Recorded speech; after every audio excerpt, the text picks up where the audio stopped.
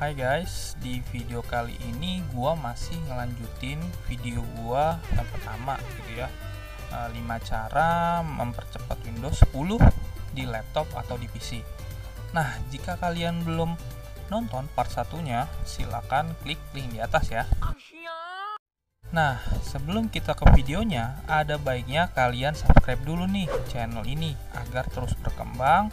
Dan juga jangan lupa klik like and share ke teman-teman kalian, keluarga, atau ke grup-grup kalian, atau ke komunitas kalian agar mereka tahu ada video yang bermanfaat mengenai teknologi khususnya Windows. Oke, cara pertama yaitu adalah uninstall aplikasi yang tidak digunakan. Caranya gimana? Ketik control panel di menu start Windows ya, control panel ya, sama aja, ketik enter, nanti pilih uninstall program, klik.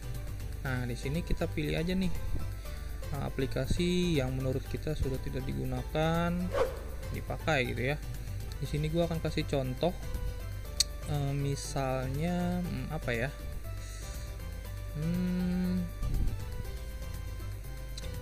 mungkin gua akan coba uninstall Windows PC Health ya gitu ya. Jadi ini untuk ngecek apakah di support Windows 11 atau tidak. Oke, langsung kita pilih aja uninstall ya, klik, nanti pilih yes, tunggu prosesnya sampai selesai dan selesai. Cepet ya. Itu tergantung juga dari seberapa berat aplikasinya. Kita bisa ngelihatnya size-nya di sini. Semakin berat ya bisa jadi semakin lama juga gitu ya. Oke, itu cara untuk yang uninstall program yang sudah tidak terpakai. Kita lanjut ke cara yang kedua, yaitu defrag hard disk. Sebelum mulainya, gua kasih peringatan dulu nih bagi kalian yang masih atau yang menggunakan SSD, dilarang melakukan cara ini gitu ya, karena menurut orang-orang sana gitu ya, bisa memperpendek umur SSD tersebut, bahkan merusak SSD. Oke, kita lanjut ke defrag. Nah ya, gue jelasin sedikit ya. Intinya defrag itu merapikan file-file yang ada di hard disk dari proses baca, tulis, dan hapus. Udah, langsung aja ke intinya untuk mempersingkat waktu.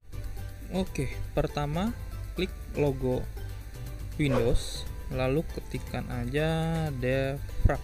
Nah, di sini udah ada ya, defrag and optimize drives ya, diklik aja atau klik enter.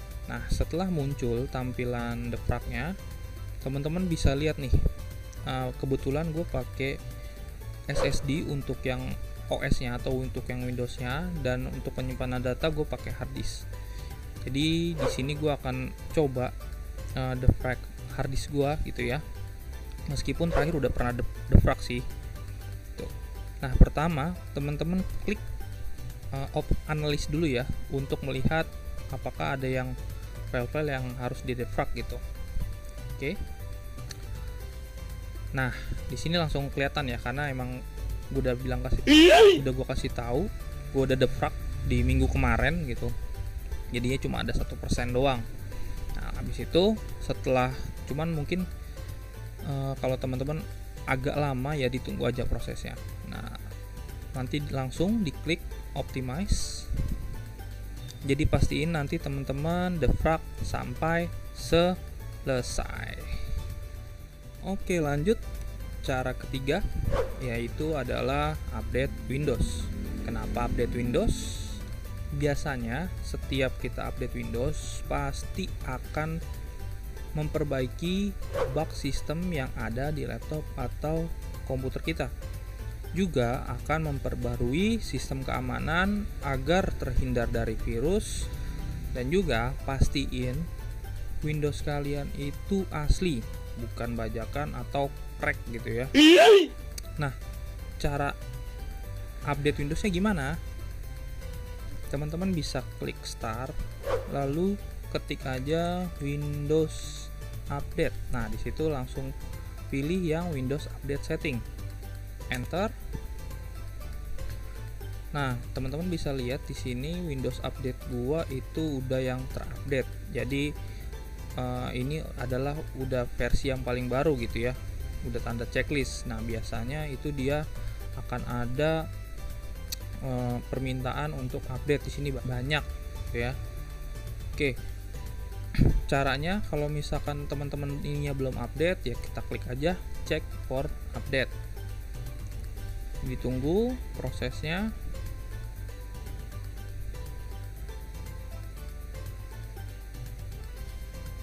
Ya biasanya kalau lama gini berarti nggak ada yang perlu diupdate nih biasanya ya. Kalau misalkan kita klik langsung ketemu, nah berarti itu banyak proses yang harus kita update atau banyak sekali update. Nah ini hanya antivirus aja.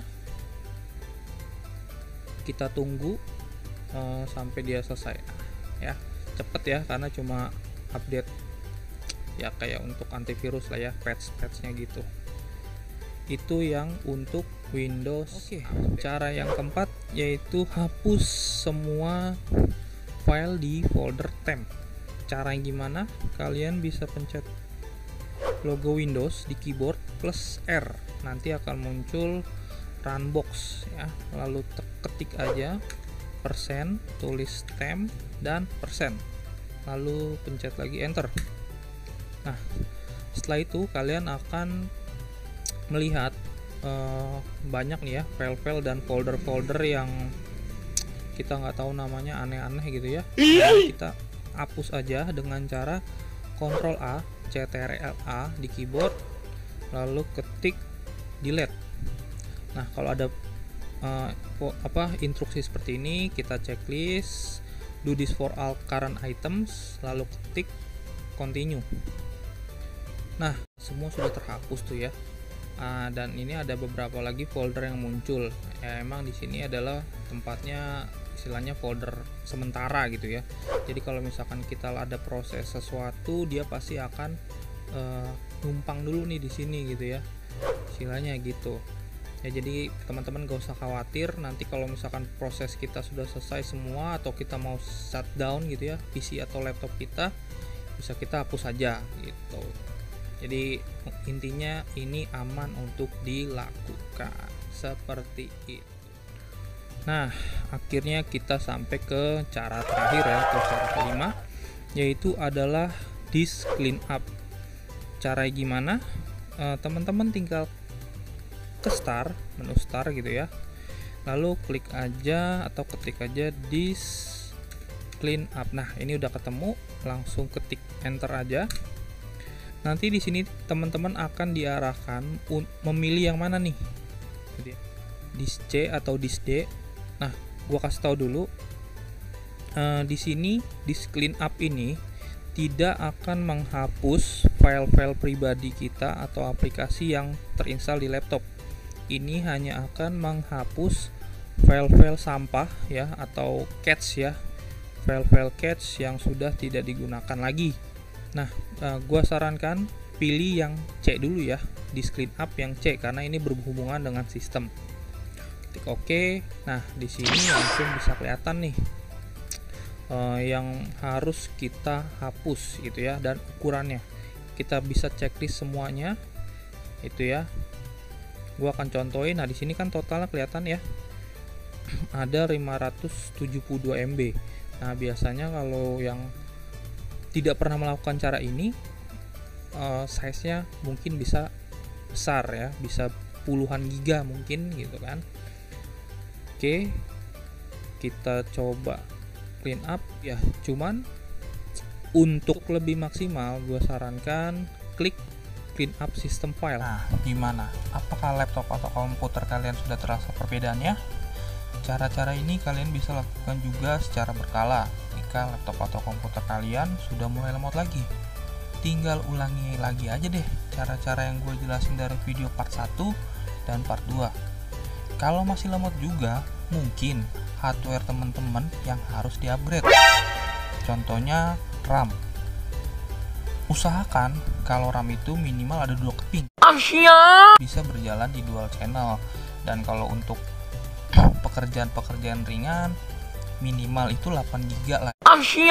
Mau main game ataupun editing video bisa di 16 GB dual channel. Tapi itu tergantung dari spek dasarnya, dari prosesor juga ya. Itu kita harus perhatikan apakah kuat untuk main game atau tidak.